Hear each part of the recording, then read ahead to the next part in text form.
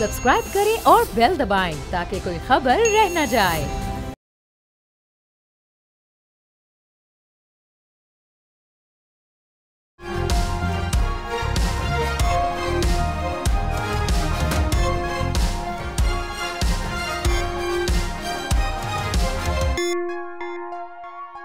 नाज़रीन अस्सलाम वालेकुम। तब्दीली विद डॉक्टर दानिश के साथ हाजिर हूँ। आज हमारे साथ एक एक्सक्लूसिव मेहमान हैं, उनसे बात करेंगे जो मौजूदा सूरत हाल है पाकिस्तान की सियासत की, उसके ऊपर बात करेंगे। हमारे साथ हैं सिराजुल हक साहब, अमीर जमात इस्लामी। सर, मैं आप से पहला सवाल ये करना चाहूँगा और इसका मैं चाहूँगा मुख्तसर सा ज़रूर जवाब दीजिए ताकि हमारे व्यूवर्स और सुनने वालों को ये पता हो कि आपने इलेक्शन रिज़ल्ट के बाद फ़ौरन इस्तीफ़ा दे दिया था और फिर आपने दोबारा जो है वो इस आपकी जमात इस्लामी की अमीर की हैसियत से आप दोबारा वापस आ गए। इस पे थोड़ा सा कमेंट चाहिए आपका सर। बिस्मिल्लाहिर्रहमानिर्रहीम। इलेक्शन हो गया और रिज़ल्ट हमारे तवक्कुआत के मुताबिक नहीं निकला। हमने बड़ी मेहनत जद्दोजहद और कोशिश की, पाकिस्तान के अक्सर हलकों पर अपने उम्मीदवारान खड़े किए, एक इनकलाबी मंशूर भी दिया, एक निशान भी दिया और अज़ला के दौरे भी किए। नतीजा उसके मुताबिक, हमारे मेहनत के मुताबिक फल नहीं मिला।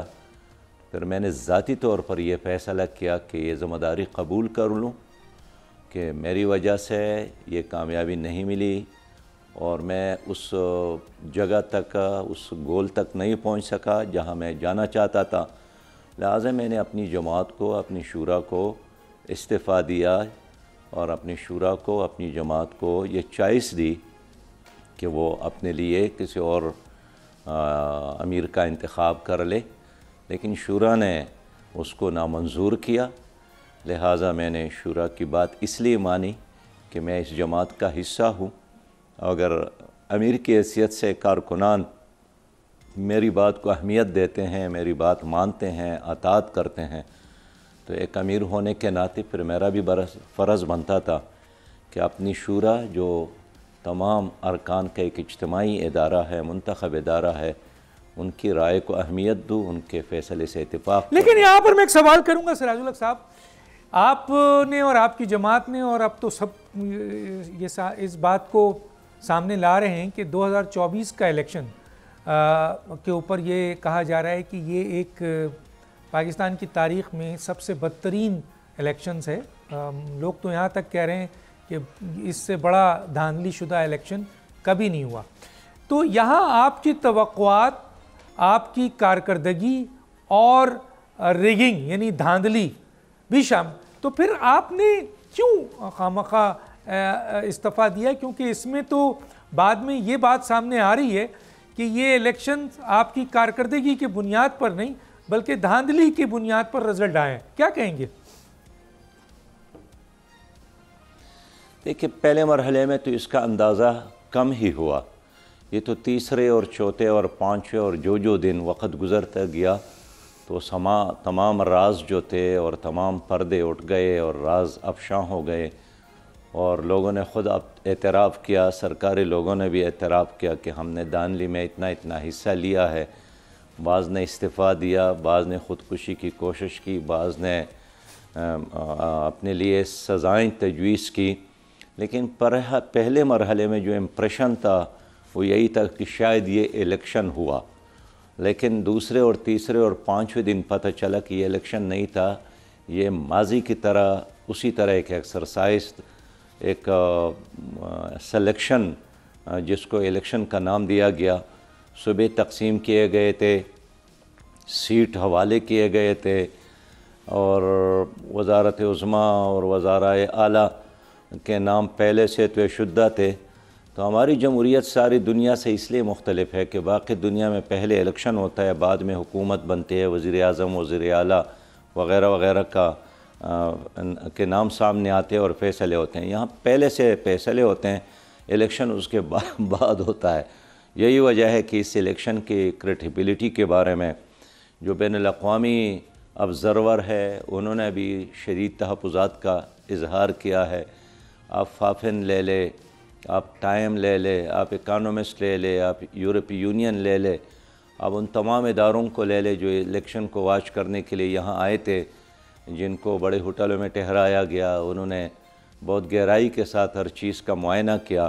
جاتے وقت ان سب کا ایک ہی سٹیٹمنٹ تھا کہ یہ ایک شفاف الیکشن نہیں ہے، داندلی زدہ الیکشن ہے، آلودہ ترین الیکشن ہے۔ ٹھیک ہے، مجھے یہ بتائیں سر کہ آپ کی توقعات کیا تھی، محنت کیا تھی، یا آپ نے اب تک جو ظاہر اسسٹ کیا ہوگا، بہت کچھ آپ کے سامنے آیا ہوگا، تو جماعت اسلامی پورے پاکستان میں بالخصوص کراچی سمیت کہاں کھڑی تھی جس پر آپ یہ کہتے ہیں کہ یہ پاکستان کا بدترین الیکشن ہے؟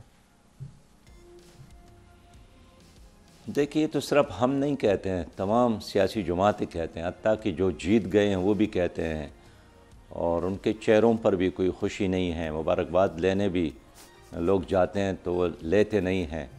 ایک جعلی الیکشن اور جعلی حکومت اس وقت بنتی نظر آ رہی ہے جو چلنے والی نہیں ہے۔ ہمارا یہی توقع تھا کہ اگر شفاف الیکشن ہو جائے تو ہمیں اتنے سیٹ ضرور ملتے کہ ہم اسمبلیوں میں ایک مؤثر کردار ادا کرتے، قوم کی ترجمانی کرتے اور قوم کے مسائل پر وہاں آواز اٹھاتے، اس لیے کہ اگر ہم حکومت نہ بھی بنا سکے تو اتنا ضرور مؤثر ہوتے کہ نظام کو چلانے میں اور ٹریک پہ ڈالنے میں اپنا مؤثر کردار ادا کرتے ہیں۔ کراچی کی سیٹ کے اوپر بڑی سوالات اٹھے ہیں، آپ کیا سمجھتے ہیں کراچی میں پاکستان پیپلز پارٹی اور متحدہ قومی موومنٹ کو کامیابی ملی ہے؟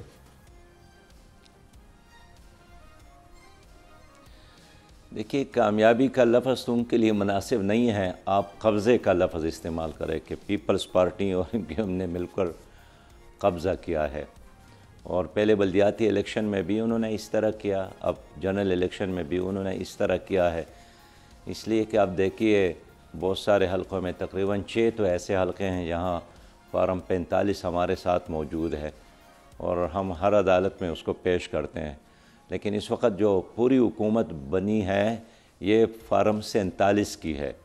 فارم 47 نام ہے اس جعلی سرٹیفکیٹ کا جس کا کوئی سر پیر نہیں ہے، جس کے پیچھے کوئی لاجک نہیں ہے، اور ایک فرد نے اپنی طرف سے وہ بنایا ہے، لیکن جن کے ساتھ فارم 45 موجود ہے، جن پر تمام پولنگ ایجنٹ کے دستخط ہوتے ہیں، پریزائڈنگ کے افسر دستخط ہوتے ہیں، بس ہم یہی کہتے ہیں کہ اس سے ہمیں فائدہ ہو یا نقصان ہو، لیکن پورے پاکستان میں فیصلے اسی فارم 45 کی بنیاد پر کیا جائے، اس لیے کہ اس پر سب کا ایک اتفاق ہے۔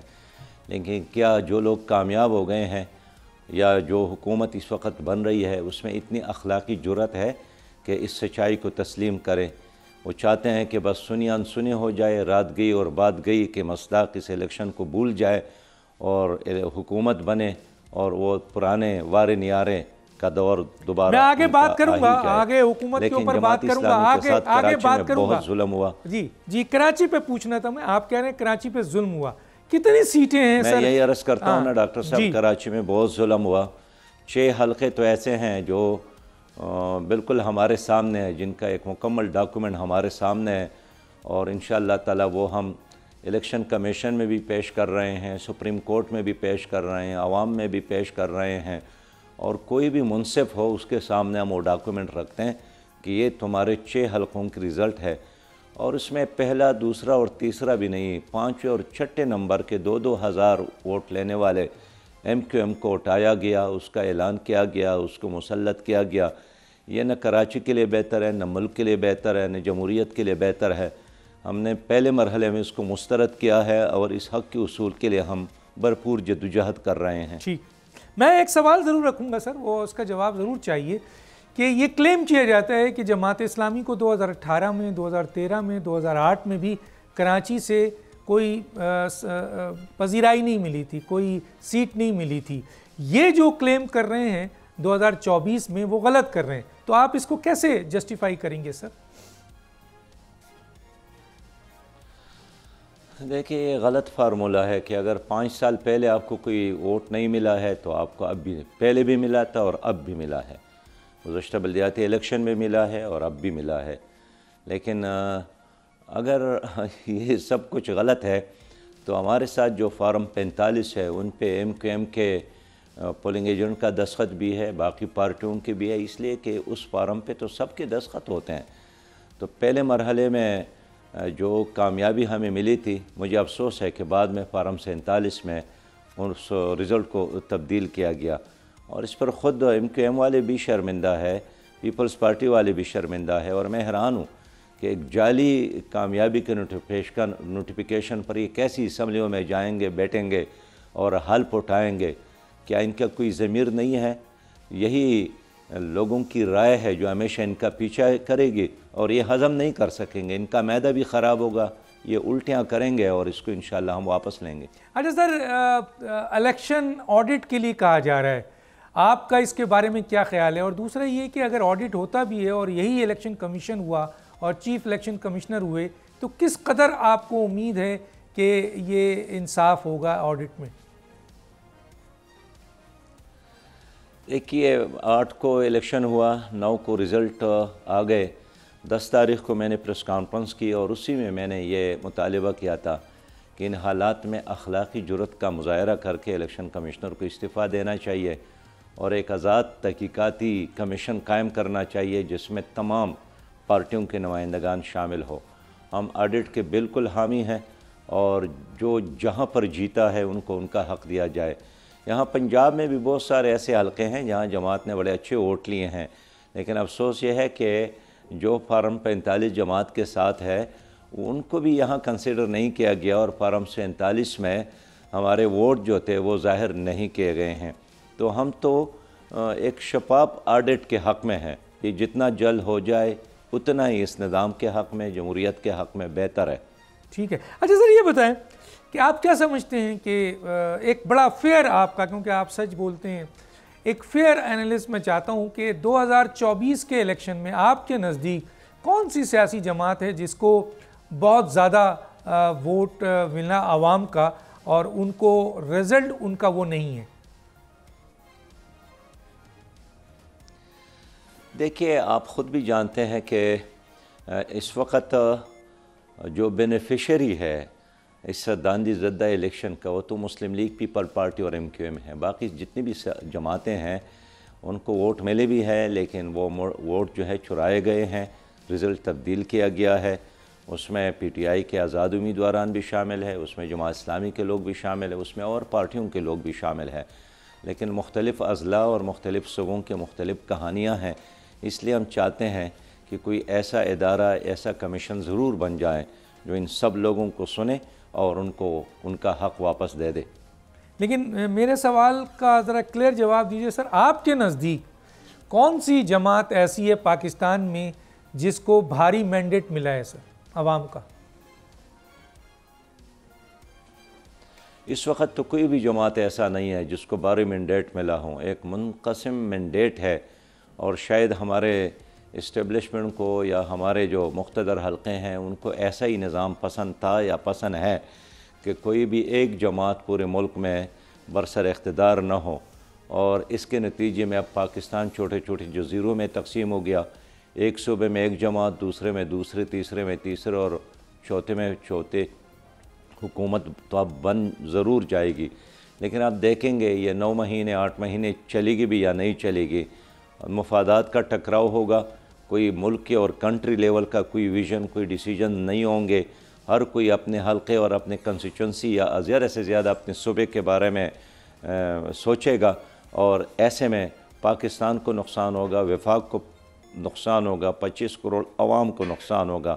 میں نہیں دیکھ رہا ہوں کہ یہ جو موجودہ حکومتیں بنی ہیں اس کے نتیجے میں پاکستان آگے بڑھے گا۔ یہ ٹھیک ہے، کچھ لوگ کمائیں گے، کچھ وزیر بنیں گے، مشیر بنیں گے، ماضی کی طرح ان کے پراپرٹیز میں، جائیدادوں میں، شوگر ملوں میں، کارخانوں میں اضافہ ہوگا۔ پاکستان غریب عوام کی قسمت میں وہی مہنگائی اور بے روزگاری جس میں اور بھی اضافہ ہوگا۔ اچھا سر، یہ بتائیں کہ آپ نے بتایا کہ جی جو بننے والی حکومت ہے ظاہر ہے ایک مخلوط حکومت بننے جا رہی ہے، اور اس کا آپ نے نقشہ تو کھینچ دیا ہے، لیکن یہاں پر سر اس 2024 کے الیکشن میں ہم نے دیکھا کہ دینی سیاسی جماعتیں جو ہیں ان کو بہت کم پذیرائی ملی پورے پاکستان میں۔ اس میں جماعت اسلامی بھی ہے، JUI جیسی جماعت ہے جس کی مین اسٹریٹ پاور آپ دونوں کی بہت ہے۔ پنجاب میں کہا جا رہا تھا کہ بہت اچھے آپ نے کام کیے ہیں. اسی طرح بلوچستان اور KPK میں JUI کا کام تھا, ادھر کراچی سندھ میں کام تھا. لیکن کیا وجوہات ہے کہ 2000 اس سے پہلے بھی دینی سیاسی جماعتوں کو پذیرائی کم ملتی تھی, لیکن 2024 میں تو بالکل ہی فارغ کر دیا گیا سر؟ دیکھیے, ایک تو ایک عالمی اسٹیبلشمنٹ کا وہ بھی ہے, ایک نقشہ موجود ہے, اور عالمی سطح پر جو اسٹیبلشمنٹ موجود ہے وہ کسی بھی اسلامی ملک میں اسلامی تحریک کو, اسلامی جماعتوں کو آگے آنے کے مخالف ہے. جہاں جیتا بھی ہے تو اس کو بالجبر وہاں حکومت ختم کی گئی. ابھی مصر میں ایک تحریک ہے, اس نے بہت بڑی کامیابی حاصل کی. الجزائر میں عباس مدنی نے بہت بڑی کامیابی حاصل کی, لیکن عوام کے فیصلے کو, مینڈیٹ کو پھر بھی تسلیم نہیں کیا گیا, وہاں حکومت ختم کی گئی. پاکستان تو سب سے زیادہ اہم جگہ ہے, اور یہ ایک ایٹمی پاور ہے, 25 کروڑ عوام ہے, اور وسائل سے ایک مالا مال پاکستان ہے. یہاں ضرور عالمی اسٹیبلشمنٹ کا اپنا ایک ایجنڈا موجود ہے, اور وہ کبھی بھی نہیں چاہیں گے کہ یہاں ایسی قوت ابھرے جو یہاں عوام کے صحیح ترجمانی کرے, یا اسلامی نظام حیات کے نفاذ کے حوالے سے ان کا ایک کلیئر ویژن ہو. اس لیے پاکستان میں جو کچھ ہوتا ہے ایسا نہیں ہے کہ عالمی اسٹیبلشمنٹ کے اس پر سایہ اور اثرات نہیں ہوتے ہیں. آپ نے دیکھا کس طرح الیکشن سے قبل یہاں امریکی سفیر متحرک تھا, کبھی الیکشن کمشنر سے ملتا تھا, کبھی IGP سے ملتا تھا, کبھی ادھر ادھر. آخر ایک سفیر کا الیکشن کمشنر سے ملنے کا کیا تک بنتا ہے؟ لیکن ظاہر امریکی مفادات ہے یہاں, وہ نہیں چاہتے ہیں کہ یہاں وہ قوتیں آ جائیں جو فلسطین کاس کے حامی ہوں, جو کشمیر کے آزادی کے حامی ہو, جو دنیا بھر میں ایک مسلم امہ کے علمبردار ہو. تو ہمارے راستے میں کوئی ایک رکاوٹ نہیں ہے, بے شمار رکاوٹیں ہیں, لیکن اس کے باوجود بھی اس الیکشن میں گزشتہ سے زیادہ ووٹ ہمیں ملے ہیں, لوگوں نے ہمیں پذیرائی دی ہے. یہ الگ بات ہے کہ ارینجمنٹ ایسا ہے کہ جس میں ہمارے لوگ اسمبلیوں تک نہیں پہنچ سکے. لیکن ڈاکٹر صاحب, ہم نے ہمت نہیں ہارا ہے, ہم میدان میں کھڑے ہیں. انشاءاللہ تعالی اسی جوش اور اسی جذبے کے ساتھ عوام کی خدمت بھی کریں گے اور عوام کی ترجمانی بھی کریں گے, اور پہلے سے زیادہ ہم آپ کو نظر آئیں گے انشاءاللہ. اچھا سر, یہ بتائیں کہ حکومت بننے جا رہی ہے. ہم نے PDM کی ایک حکومت دیکھی تھی جس میں 13 سیاسی جماعتیں تھیں, پاکستان پیپلز پارٹی بھی تھی اس میں, PMLN بھی تھی, اسی طرح کی کچھ حکومت تھی. لیکن اس دفعہ تھوڑا سا فرق ہے. کیا وجوہات ہے کہ پاکستان پیپلز پارٹی نے اہم آئینی عہدے تو لے لیے, لیکن وہ مرکزی حکومت میں PMLN کے ساتھ جانے کو تیار نہیں ہوئی؟ آپ اسے کیسے دیکھتے ہیں سر؟ دیکھیے, پیپل پارٹی بھی یہ سمجھتی ہے کہ حکومت چلنے والے نہیں ہے, اور 3-4 مہینوں میں آپ دیکھیں گے ابھی حکومت بنی بھی نہیں ہے, اور شہباز شریف نے اعلان کیا ہے کہ میں IMF کی طرف جاؤں گا اور قرضوں کے بغیر کوئی اور چارہ نہیں ہے. اب IMF کی طرف ہم 23 بار گئے ہیں, اور انہی کی وجہ سے ہماری معیشت تباہ ہو گئی ہے. قرضوں کی معیشت کبھی بھی ترقی نہیں کرتی, اور اس کے کہنے پر ٹیکسز لگیں گے, اس کے کہنے پر مہنگائی میں اور اضافہ ہوگا, اور اس کے کہنے پر ہم مزید ان کے اور غلام بنیں گے. اس لیے پیپل پارٹی شاید اسی کوشش میں ہے کہ اگر بدنامی ہو تو کسی اور کے حصے میں ہو, اور جو ایسے عہدے ہیں جس پر ان کے لیے رہنا, آئینی عہدے, اس کو پکڑنا, قبضے میں لینا وہ اہم سمجھتے ہیں. تو یہی وجہ ہے کہ جو جنگ ہے یہ کسی ویژن کا نہیں ہے یا ملک کا نہیں ہے, یہ مفادات کی لڑائی ہے, اور لوگ تماشا کر رہے ہیں کہ کون زیادہ مفادات حاصل کرنے میں کامیاب ہوتے ہیں. اس سے پاکستان کے عوام کو کوئی فائدہ نہیں ہوگا. پہلے دن سے یہ ایک ناکام ایکسرسائز ہے. پیپل پارٹی کی حکومت 1 بار نہیں, 2 بار نہیں, 4 بار 5 بار ہم نے دیکھا ہے. مسلم لیگ کو 1 2 3 4 بار نہیں, بار بار ہم نے دیکھا. یہ وہی پرانے لوگ ہیں اور اسی پرانے سٹیٹس کو کے فیسیلیٹیٹر ہے. اس لیے ان کے ہوتے ہوئے ملک میں نہ انقلاب آ سکتا ہے, نہ تبدیلی آ سکتی ہے, نہ خوشحالی آ سکتی ہے. یہ جس چیز کے اسپیشلائزڈ لوگ ہیں وہ وہی ہے جو آپ جانتے ہیں. کرپشن میں یہ اسپیشلائزیشن رکھتے ہیں, مفادات کے اصول میں اسپیشلائزیشن رکھتے ہیں, لیکن غریب ایز اٹ از اپنی جگہ پر ہی رہے گا, اور حالات بدتر ہونے کو ہے. میں اس لیے سمجھتا ہوں کہ کل ہمارا عقیدہ نظریہ یہی تھا اور آج بھی یہی ہے کہ جب تک اس ملک میں سول سپریمیسی نہ ہو، عدل اور انصاف کی حکمرانی نہ ہو، قانون اور آئین کی حکمرانی نہ ہو، دو خاندانوں کی بادشاہتوں سے ملک کبھی ترقی نہیں کرے گا۔ جی، ہماری گفتگو جاری ہے سراج الحق صاحب سے۔ ناظرین ایک چھوٹا سا بریک، پھر واپس آتے ہیں۔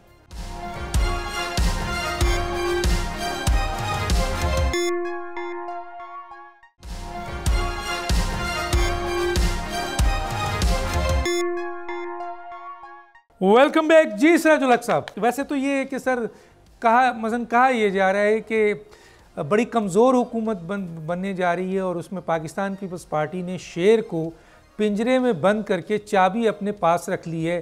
صدر اوپر بیٹھا ہے، گورنر چاروں طرف پھیلے ہوئے ہیں، اور پارلیمنٹ میں اکثریت کو گرانے کے لیے ان کے پاس 54 سیٹ ہے، اور حکومت کی اونرشپ میں ان کا حصہ نہیں ہے۔ چنانچہ حکومت کی جو بھی غلطیاں ہوں گی، جو بھی تباہی ہوگی، وہ پی ایم ایل این کو اٹھانا پڑے گا۔ اگر ایسی صورتحال ہوئی تو آپ کیا سمجھتے ہیں مسلم لیگ نون جو کہ اس وقت مین حکومت کرنے جا رہی ہے، اور موجودہ صورتحال ہے جس کو آپ نے تھوڑا بہت بتایا بھی ہے، اور پیپلز پارٹی کا ڈر بھی بتا دیا ہے کہ وہ اونرشپ میں ساتھ کھڑے ہونے کو تیار نہیں ہے، تو مستقبل کیا نظر آ رہا ہے سر پی ایم ایل این کا؟ مستقبل یہی ہوگا کہ نہ پیپل پارٹی کے جو عہدے ان کے ساتھ ہی صحیح، اور نہ مسلم لیگ جن کے جتنے بھی وزراء لیا جائے یہ خود فیصلے نہیں کریں گے۔ 3 4 6 مہینے اسٹیبلشمنٹ ان کو سہارا تو دیں گے، پھر یہ لوگ آپس میں لڑیں گے، اور اب دیکھیں گے کہ ایک کم عرصے کے لیے حکومت چلے گی، اور ہم چاہے یا نہ چاہے ہمیں ایک اور الیکشن کی طرف جانا پڑے گا۔ بڑی بات کر دی سر، ایک اور الیکشن کی طرف جانا پڑے گا۔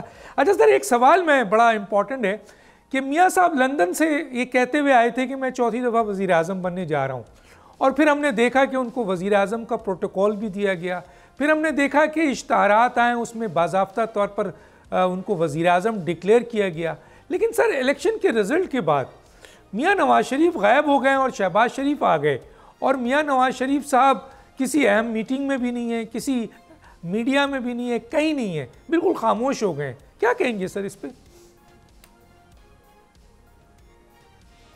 الیکشن سے پہلے بھی 2 یا 3 جلسوں میں نے یہی کہا تھا کہ نہ نواز شریف صاحب وزیر اعظم بنیں گے، نہ بلاول صاحب وزیر اعظم بنیں گے، شہباز شریف ہی وزیر اعظم ہوں گے، اور یہ کوئی نئی بات نہیں تھی، پہلے سے ایسا ہی طے شدہ تھا، اور اس اسکیم کے مطابق اس خاکے میں رنگ اگر بھرا جاتا ہے تو اس میں انوکھی کوئی بات نہیں ہے۔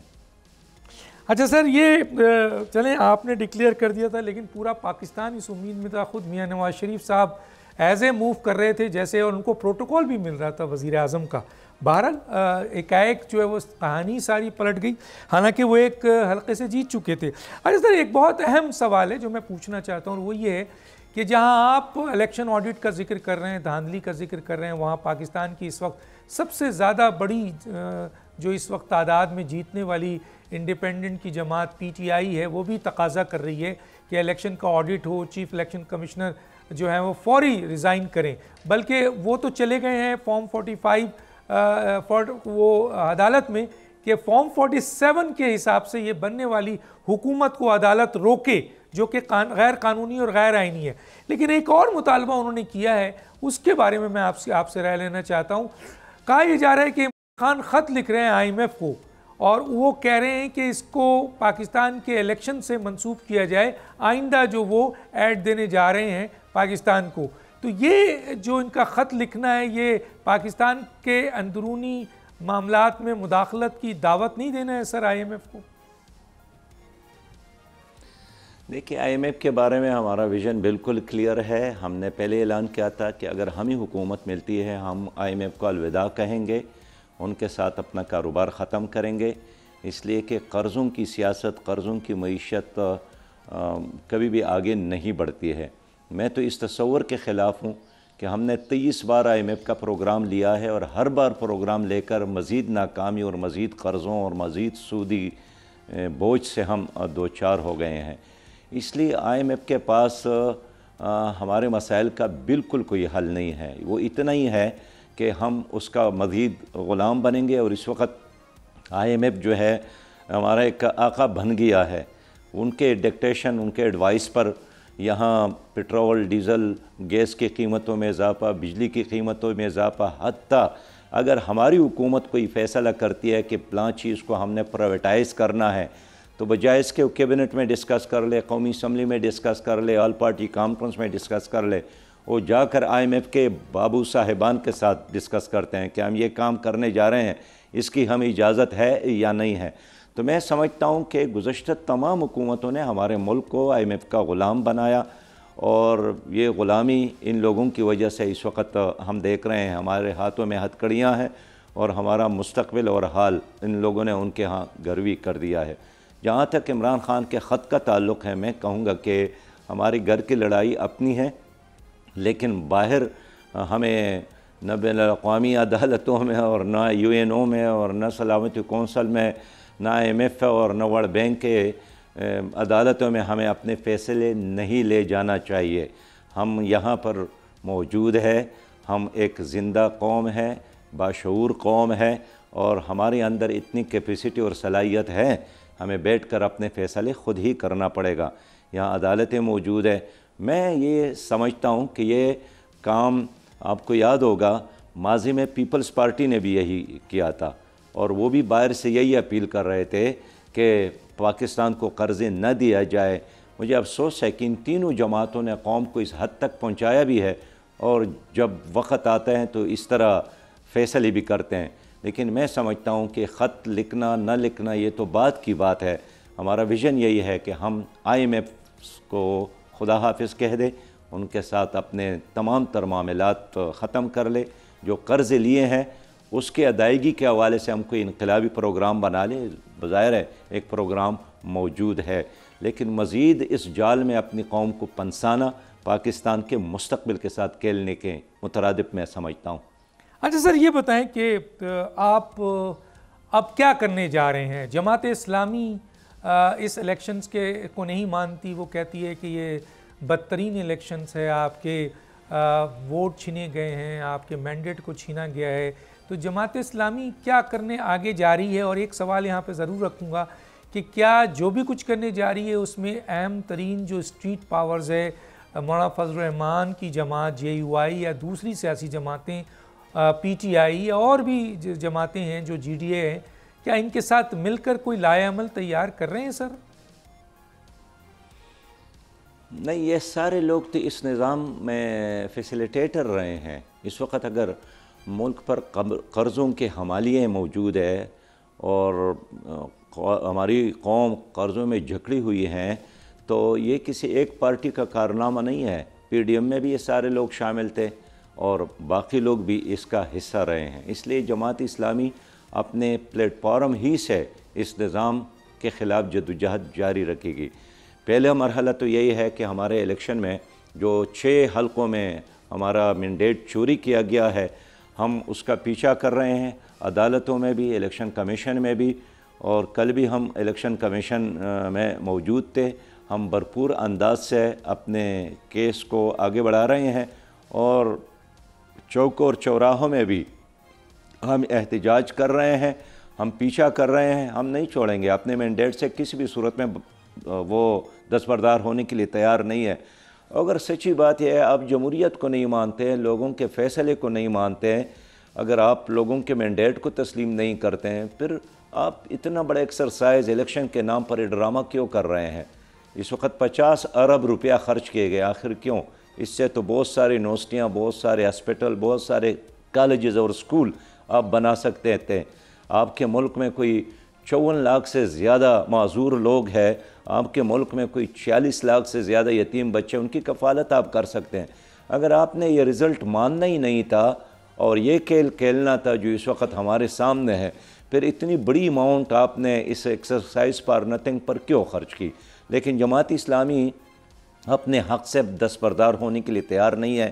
جن لوگوں نے ہمارا مینڈیٹ چوری کی ہے، ہمارے ہاتھ ہوں گے اور ان کے گریبان. ہم انشاءاللہ تعالیٰ لڑیں گے، ہر جگہ لڑیں گے. اچھا سر، 6 سیٹوں کا آپ کراچی میں 6 سیٹوں کی آپ بات کر رہے ہیں، اور اس کے بارے میں آپ کہتے ہیں کہ فارم 45 آپ کے پاس ہے، جس کے لحاظ سے کراچی کی 6 سیٹیں آپ کو ملی ہیں بقول آپ کی. میں یہاں معلوم کرنا چاہوں گا کہ کیونکہ یہاں سے 15 سیٹ ایم کیو ایم جیتی ہے اور تقریباً کوئی 7 سیٹ پیپلز پارٹی جیتی ہے، تو یہ جو 6 سیٹ ہیں یہ پیپلز پارٹی نے جیتی ہے آپ سے یا ایم کیو ایم نے جیتی ہے؟ ڈاکٹر صاحب یہ جو جیتنے کی بات آپ کرتے ہیں نا تو اس پہ میں حیران ہوتا ہوں. انہوں نے الیکشن جیتا نہیں ہے، ان کو دیے گئے ہیں. یہ تو 5 اور 6 نمبر پر ہے، ان کے اعلانات کیے گئے ہیں. یہ خود اپنے گھر میں تھے، مایوس بیٹھے تھے، پریشان بیٹھے تھے، ہار کو تسلیم کیا تھا، گھر گئے تھے، اپنے کیمپ کو اٹھا کر لے گئے تھے، اپنے دفاتر بند کیے گئے تھے کہ ان کو بھی ٹی وی اسکرین پر پتہ چلا کہ اچانک یہ لوگ جیت گئے اور انہوں نے اچھل کود شروع کی. اس لیے یہ اگر جیت جاتے تو ہم مبارکباد دیتے، لیکن یہ جیتے نہیں ہے، ان کو جتوایا دیا ہے. اس لیے ہم اس کا مقابلہ کریں گے اور مقابلہ کرنا جانتے بھی ہیں. ہم ڈرنے والے، بیکنے والے، جھکنے والے نہیں ہیں، پیچھے ہٹنے والے نہیں ہیں. انشاءاللہ ہم میدان میں ہیں اور ہم قومی اسمبلی میں نہیں بھی ہو آپ دیکھیں گے ہم پہلے سے زیادہ نظر آئیں گے.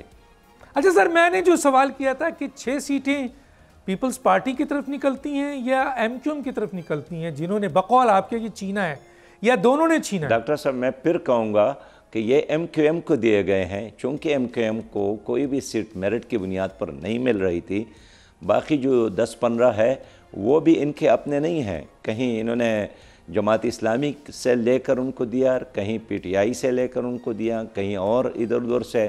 لیکن بہرحال ایک لحاظ سے ان کو فیسیلیٹیٹ کیا گیا اور ایک جعلی مینڈیٹ ان کے ہاتھ میں تما دیا گیا.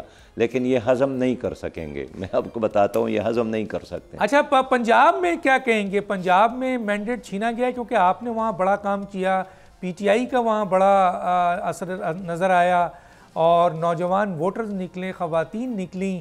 تو یہ بتائیے کہ پنجاب کی صورتحال پہ کیا کہیں گے؟ اس کا مین بینیفیشری کس کو بنایا گیا؟ پورے ملک میں یہی ہوا. اور جہاں ہم نے ہارا بھی ہے تو ہمارے ساتھ جو فارم 45 ہے کہیں وہ 15,000 کا ہے، لیکن وہاں اعلان کیا گیا 2, 3, 4, 5, 6 ہزار کا. تو میں حیران ہوں کہ اگر جو ہارے ہوئے لوگ ہیں ان کو تو کم از کم انصاف کی بنیاد پر اپنا ووٹ دے دے جن کو وہ لے گئے ہیں. لیکن چونکہ ان کا حساب کتاب ایسا ہی تھا کہ اس پارٹی کو اتنے دینے، اس پارٹی کو اتنے دینے اور اس کو کامیاب کرانا ہے. یہ الیکشن کے نام پر ایک بدترین مذاق اس قوم کے ساتھ کیا گیا. اور میں حیران ہوں کہ اگر آپ نے الیکشن اور جمہوریت سے لوگوں کو مایوس کیا، پھر لوگ کہاں جائیں گے؟ مایوس ہو جائیں گے، پھر لوگ دہشت گردی کی طرف جائیں گے. اللہ نہ کرے، مایوس آدمی کچھ بھی کر سکتا ہے. اس لیے قوم اور خاص کر نوجوانوں کو مایوس کرنا یہ اپنے قوم اور ملک کو تباہ کرنے کے مترادف میں سمجھتا ہوں. سر میں ایک دفعہ پھر سوال کروں گا کہ پنجاب کے اندر کیا سمجھتے ہیں کہ کس جماعت کو جتوایا گیا؟ آپ نے یہاں کراچی میں تو کہہ دیا ایم کیو ایم کو، تو پنجاب میں کس کو جتوایا گیا ہے سر؟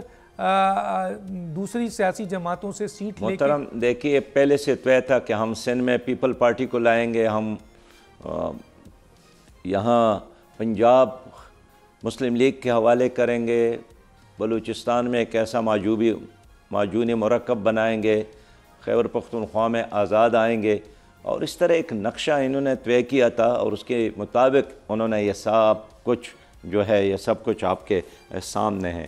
لیکن اس کا نقصان کس کو ہے؟ اس کا نقصان صرف اور صرف پاکستان کو ہے، عوام کو ہے، خاص کر عام آدمی کو ہے، جو غریب آدمی ہے، جو صبح محنت کرتا ہے، شام کو بچوں کو کھلاتا ہے. یہاں روزگار نہیں ہوگا، معیشت خراب ہوگی، مہنگائی میں اضافہ ہوگا، ٹیکسز میں اضافہ ہوں گے، انار کی بدامنی، غیر یقینی صورتحال کی وجہ سے پاکستان کی معیشت مزید بیٹھ جائے گی. کون ٹھیک کر سکتا ہے؟ صحیح بات یہ ہے کہ اس موجودہ ماحول میں کوئی روشنی نہیں ہے، لیکن اللہ تعالیٰ چاہے تو ملک ترقی کرے گا. لیکن ہم اپنی عوام سے بات کرنا چاہتے ہیں کہ کل بھی ہم یہی کہہ رہے تھے کہ ان لوگوں کو ایک بار نہیں بار بار آپ لوگوں نے آزمایا ہے. یہ لوگ اگر جتنا دیر زیادہ رہیں گے اتنا ہی ملک کو نقصان ہوگا. کل بھی حل اس لیکن عوام نے تو سر، عوام نے تو آپ کی بات بقول آپ کے ہمارے مسائل کا اسلامی نظام ہے. سراج الحق صاحب، بقول آپ کے عوام نے آپ کی بات سن لی تھی، عوام نے ان کو ووٹ نہیں دیا اور ان کو جتایا گیا ہے. کیا میں یہ صحیح سمجھوں سر؟ عوام نے تو اپنا حق ادا کیا. میں بالکل آپ سے یہی کہوں گا کہ کس کو کہاں جیتنا ہے یہ فیصلہ انہوں نے پہلے سے کیا تھا، اور کس نے ہارنا ہے یہ فیصلہ بھی پہلے سے کیا تھا، اور اس ڈیزائن کے مطابق نتائج آ گئے، اور جس کو پوری قوم مسترد کر رہی ہے، عدم اعتماد کا اظہار کر رہی ہے. اور ہماری قوم یہاں تو کیا، باہر سے جتنے لوگ آئے تھے وہ بھی آبزرور، وہ بھی دی ٹائم، اکانومسٹ، یورپی یونین، جتنے بھی جمہوری ممالک کے آزاد ادارے ہیں، سب مل کر ایک ہی بات کر رہے ہیں کہ افسوس ہے کہ پاکستان میں شفاف الیکشن نہیں ہوا. اچھا سر، یہ جس طرح ہم سننے میں آ رہا ہے، آپ بھی کہہ رہے ہیں اور بھی کہہ رہے ہیں کہ یہ جو بھی مخلوط حکومت بنی ہے، اور شہباز شریف صاحب وزیر اعظم ہیں، اور مرکز میں پی ایم ایل این ہے، پنجاب میں بھی تقریباً پی ایم ایل این آ گئی ہے، تو یہ دو اہم حکومتیں ہوتی ہیں ظاہر ہے سر. تو مرکز میں شہباز شریف اور ان کی ٹیم آ گئی ہے. اگر سر انہوں نے کارکردگی نہیں دکھائی تو پورا دنیا یہ کہہ رہا ہے کہ پھر تو پی ایم ایل این کا جو بھی اسٹرکچر ہے، جو بھی ان کی شناخت ہے، جو بھی ان کا مقام ہے، وہ بہت ڈیمیج کرے گا. لیکن میرا ایک کلو ہے سر، سوال ہے کہ اگر شہباز شریف اپنی اس ٹیم کے ذریعے پاکستان کو ترقی دے گئے، عوام کے مسائل حل کر گئے، معاشی مسئلہ حل کر گئے، تو کیا پی ایم ایل این پھر ایک دفعہ بڑی طاقت بن جائے گی سر؟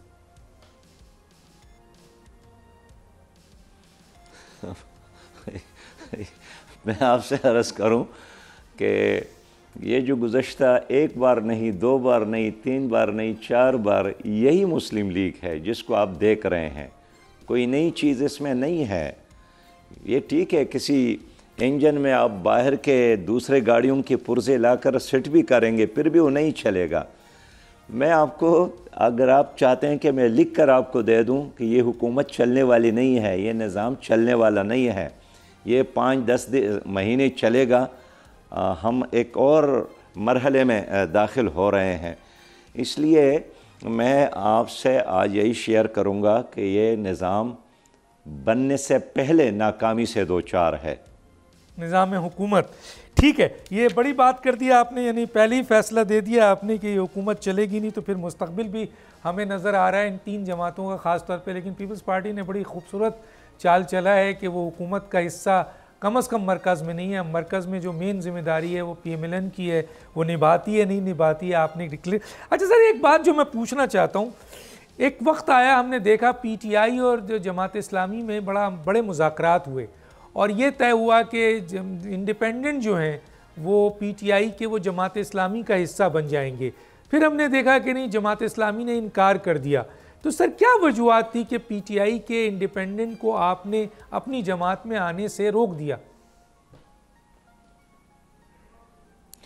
نہیں، اصل میں ان کا پہلے مرحلے میں ایک آئیڈیا تھا، ایک تجویز کے ساتھ آئے تھے، ہم نے اپنی جماعت میں ان کو کنوے کیا تھا. لیکن پھر انہوں نے اپنے اس تجویز کو خود ہی تبدیل کیا کہ مرکز میں ہم کسی اور کے ساتھ جانا چاہتے ہیں اور صوبے میں آپ کے ساتھ جانا چاہتے ہیں. اگلے مرحلے پر انہوں نے ایک اور، تو اس لیے چونکہ شروع ہی سے ان کا کوئی ایک موقف نہیں تھا. جو پہلا آئیڈیا تھا اس پر ہم نے اپنے پارٹی کے اندر مشاورت کی، لیکن انہوں نے اگلی مرحلے ایک اور تجویز جب سامنے آئی تو دوسری بات ہماری جماعت نے قبول نہیں کی کہ مرکز میں کسی اور کے ساتھ ہو، صوبے میں کسی اور کے ساتھ ہو. اس لیے ہم نے ان کو پیغام دیا کہ جو آپ کے لیے زیادہ سوٹیبل ہے آپ اسی راستے کو اختیار کر لے. باقی دانلے کے خلاف ہمارا موقف ہے، آپ کا بھی موقف ہے، اس پر ہم بات کریں گے. جو مشترکہ ایسے ہماری ایشوز ہے اس پر بات کریں گے.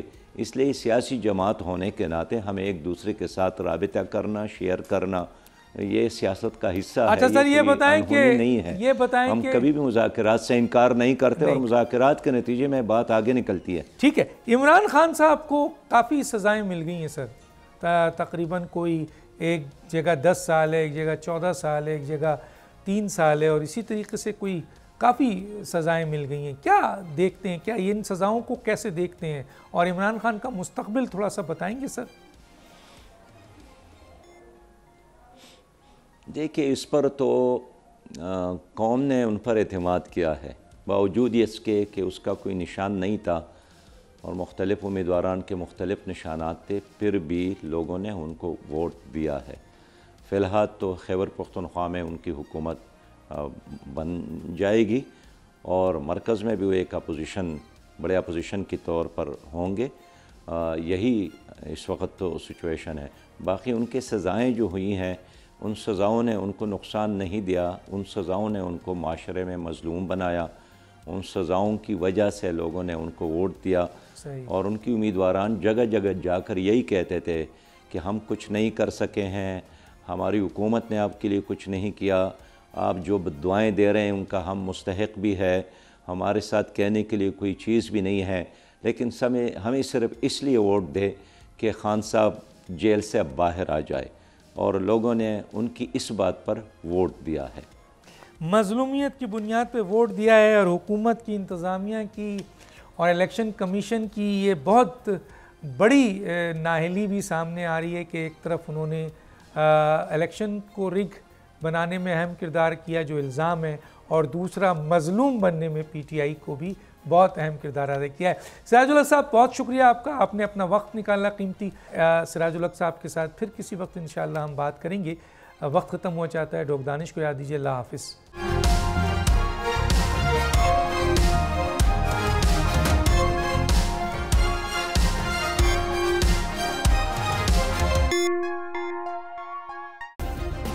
سبسکرائب کریں اور بیل دبائیں تاکہ کوئی خبر رہ نہ جائے۔